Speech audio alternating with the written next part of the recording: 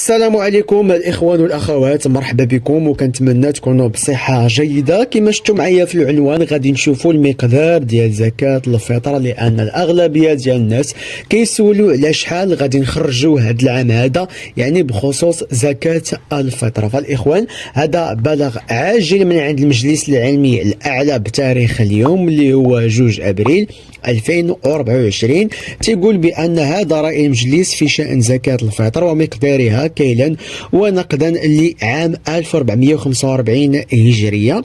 تيقول لك بانه من المعلوم شرعا وتقربا الى الله تعالى ان زكاه الفطر هي واحد الصدقه واجبه فرضها الرسول صلى الله عليه وسلم، والاصل في هذه الزكاه انها تخرج كيلا من غالب قوت اهل البلد بقدر صاع نبوي عن كل نفس، وهو 4 أمداد بمد النبي صلى الله عليه وسلم، ويعادلها بالوزن كيلوغرامين ونصف تقريبا من حبوب الزرع أو من الدقيق. ويستحب إخراجها بعد صلاة الفجر وقبل الغدو إلى صلاة العيد، على أن يجوز إخراجها قبل العيد بيومين إلى 3 أيام، كما يجوز إخراج قيمتها نقودا لمن يريد ذلك. قال لك بأنه يجوز أنه تخرج زكاة الفطر يعني نقدا.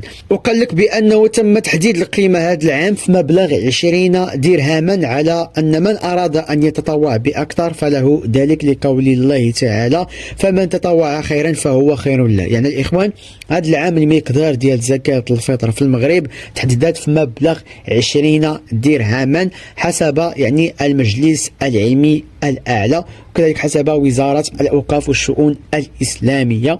الإخوان هادشي اللي كاين، هذا هو البلاغ ديال المجلس الأعلى. وشكرا بزاف على المتابعة ديالكم، ونتلاقاو في فيديو قادم إن شاء الله. تحياتي إلى اللقاء.